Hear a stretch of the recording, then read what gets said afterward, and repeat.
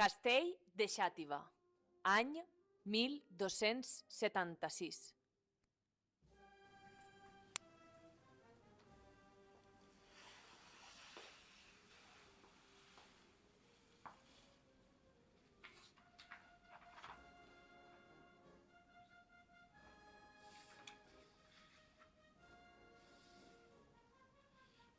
Benvolguts i benvolgudes sigueu.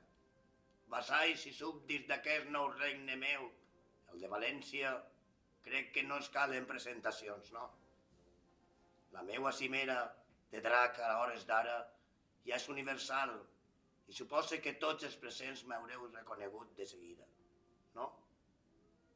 Efectivament, sóc el que vos penseu, el rei en Jaume, o com m'anomenen també Jaume I el Conqueridor, rei d'Aragó, Mallorca i València, comte de Barcelona i senyor de Montpellier. Jo tenia un somni en pro de la cristiandat, una croada en terres peninsulars per a crear un gran regne cristià ací, a terres valencianes, i on abans hi havia infidels portaria famílies des de Catalunya i Aragó per treballar les terres i llaurar-se un nou futur ací. Però per a poder complir el meu somni em caldria lliurar moltes batalles i pactar moltes rendicions. I així ho vaig fer. Vaig començar per Castelló, fins a arribar a la ciutat de València un 9 d'octubre de 1238. I vaig continuar cap al sud, fins a arribar a Xàtiva i a Dénia.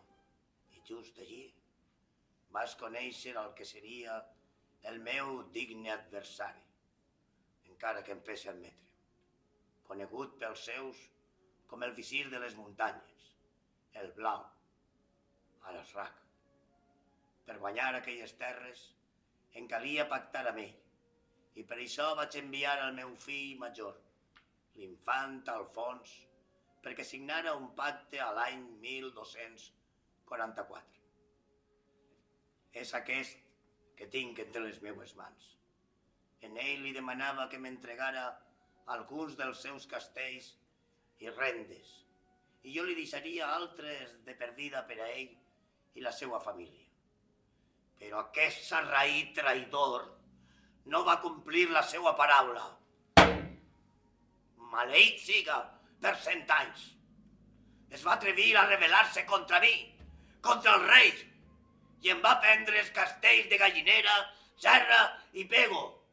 I allò no es podia consentir. I el vam aplacar i expulsar del regne. Però osà tornar a intentar-ho en una segona ocasió, on ell i tots els seus aliats, coneixent com coneixien els amagatalls, sendes, cingles i penya-segats d'aquelles muntanyes, em van prendre 16 castells i derrotaren a un exèrcit de 3.000 croats cristians. I s'atrevia el molt insolent a preparar una emboscada arrugat per assassinar-me, a mi, al propi rei. Insolent traïdor sarraí. Finalment, l'any 1276, ho va tornar a intentar al coll, però res va aconseguir, i allò va ser la seva mort. Ara, passats els mesos, i veig com en faig, vos he de dir que tot i la seva insistent insolència i atreviment, mai havia vist un capdill tan dur de vèncer, i per això el consideraré sempre un enemic digne i amb altura. No debades, tots els sarraïns li juraren fidelitat. Amb Alasrac desaparegut, la conquesta d'aquestes terres estava assegurada. I així mateix, sobre l'antiga Ossola, s'alçà una vila reial, però, amb les seues altes muralles i torres que la defensaren, i 3 portals per poder entrar, una vila digna de la meua persona, el rei. Quasi ho oblide. Vos he d'explicar el motiu de la meua visita.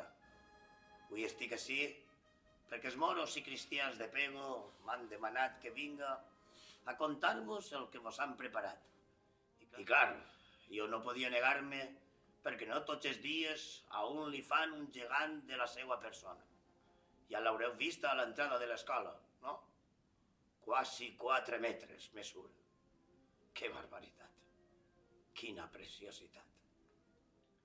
Doncs això, que els festers i les festeres vos han preparat moltes activitats i dins del baúl que teniu just a la vora del meu gegant teniu materials ben bonics per a fer, junt a una petició. Els propers dies, els moros i cristians vindran a l'escola, faran una festa i vos posaran uns vídeos. Desfilareu al pati de l'escola i en acabar haureu de dibuixar el cartell que participarà en el concurs escolar dels moros i cristians de Pego. Mentrestant, aneu pensant com vos agradaria que fora eixe cartell.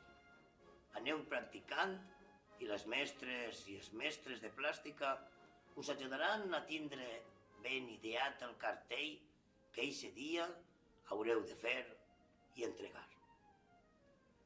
Doncs res, aneu al baúl a recollir els vostres materials i recordeu que a final del mes de juny són els moros i cristians.